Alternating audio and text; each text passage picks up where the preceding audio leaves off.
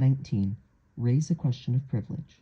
To raise a question of privilege is a device that permits a request or main motion relating to the rights and privileges of the Assembly or any of its members to be brought up for possible immediate consideration because of its urgency, while business is pending and the request or motion would otherwise not be in order.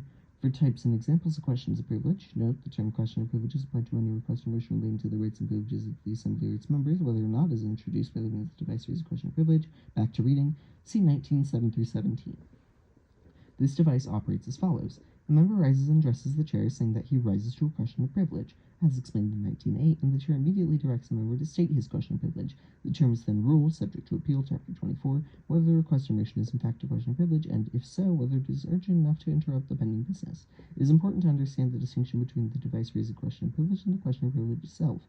The point to be decided in connection with the former is whether a certain question shall be admitted for consideration with the status and priority of the latter. The raising of a question of privilege is governed by rules appropriate to the device's high rank in the order of precedence and motions. When a question of privilege is taken up after it has been raised and has been admitted by the chair, however, depending on the form it was introduced, it is handled as a request, chapters 32 and 33, or it is treated as a main motion, is debatable and amendable, and can have any subsidiary motion applied to it, regardless of whether it interrupted or awaited the disposal of the pending business. Questions of privilege can also be introduced while no motion is pending, either as a request by being moved and seconded just as any other main motion. In that case, the device of raising a question of privilege does not enter in. Questions of privilege or motions growing out of them should not be confused with privilege motions or privilege questions. The latter comprise the 5 highest-ranking motions in the order of precedence, among which raise a question of privilege is assigned a position. The 8 characteristics below apply only to the device of raising a question of privilege, that is, to a member's obtaining recognition to state his urgent motion or request while business is pending, and to the chair's ruling on the question's admissibility as noted above, as described in 19.8 through 10. Standard descriptive characteristics. The privilege device raised in question of privilege 1. Takes precedence over all other motions except the 3 higher-ranking privilege motions to recess, to adjourn, and to fix the time to which to adjourn. Yields to these 3 privilege motions and to any applicable incidental motions that may arise and that must be disposed of before it is disposed of. 2. Cannot be applied to any other motion. No subsidiary motion can be applied to it. 3. Is in order when another has before, 4. Entered by the urgency of the situation. In such cases, the raising question of privilege is in order after another has been assigned before he has begun to speak. It cannot interrupt a member who is actually speaking unless the object of the question of privilege would otherwise be defeated, as it would be, however, in each of the 2 examples at the end of this section, 19:11 through 17. The raising of a question of privilege cannot interrupt voting or verifying a vote.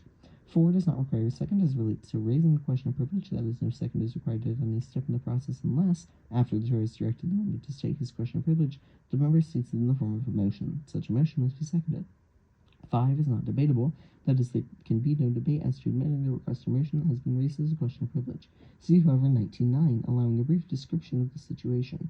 In contrast, a main motion that is pending after having been admitted as a question of privilege is debatable. 6. Is not amendable, that is, the motion to amend is not applicable to the process of raising a question of privilege, but a main motion that is pending after having been admitted as a question of privilege can be amended. 7. Is ruled upon by the chair. No vote on the question's admissibility is taken unless the chair's ruling is appealed, Chapter 24. And 8. The chair's ruling on whether to admit the request or motion that has been raised as a question of privilege cannot be reconsidered. Further rules and explanation. Types of questions of privilege. Questions of privilege are of 2 types. 1. Those relating to the privileges of the Assembly as a whole, and 2. Questions of personal privilege. If the 2 come into competition, the former take precedence over the latter.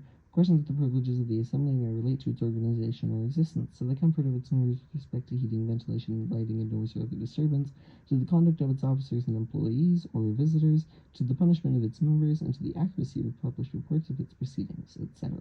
The motion to go into executive session, Chapter 9, is a question of privileges of the Assembly. Questions of personal privilege, which seldom arise in ordinary societies and even more rarely justify interruption of pending business, may relate, for example, to an incorrect record of a member's participation in a meeting contained in minutes approved in his absence, or to charges circulated against a member's character. Steps in raising and disposing of a question of privilege. A raising a question of privilege, a member rises, addresses the chair without waiting for recognition, and says, I rise to a question of privilege affecting the Assembly, or to a question of personal privilege. The chair, even if he has assigned the floor to another person, directs the member to state his question of privilege. Depending on the case, the member can either A. describe the situation briefly and ask that it be remedied, or B. if he believes that the matter will require formal action by the Assembly, makes a motion covering his question of privilege, and another member seconds it.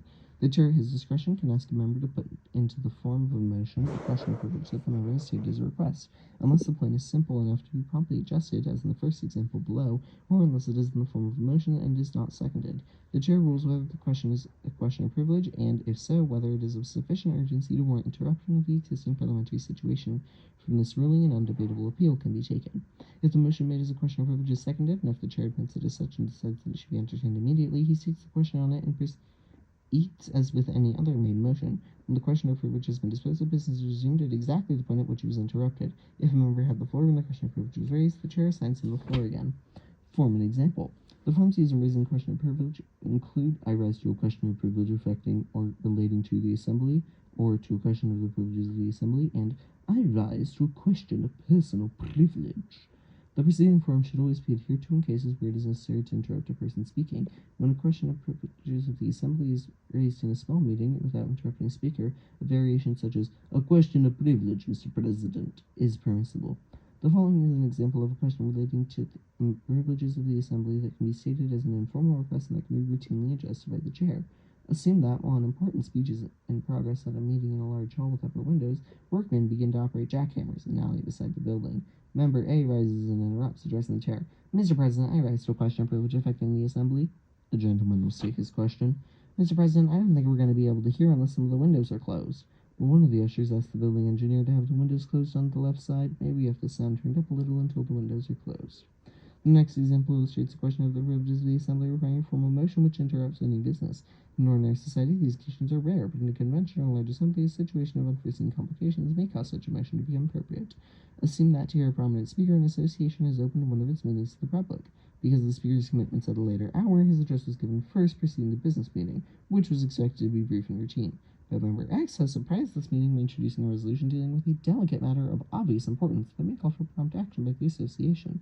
Member Y, sensing that consideration of this question should be kept within the organization, interrupts Member X's speech on the pending resolution by rising to a question of privilege relating to the assembly. As directed by the President, he states the question of privilege. Mr. President, I believe this is a question we should consider privately. With apologies to our guests, I move to go into executive session.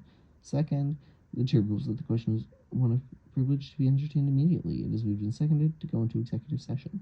Debate or amendment follows if needed, then the question is put to a vote. If the motion is adopted, the President expresses appreciation to guests. As soon as they have left, he states the resolution that was interrupted by the question of privilege and recognizes Member X, who had the floor.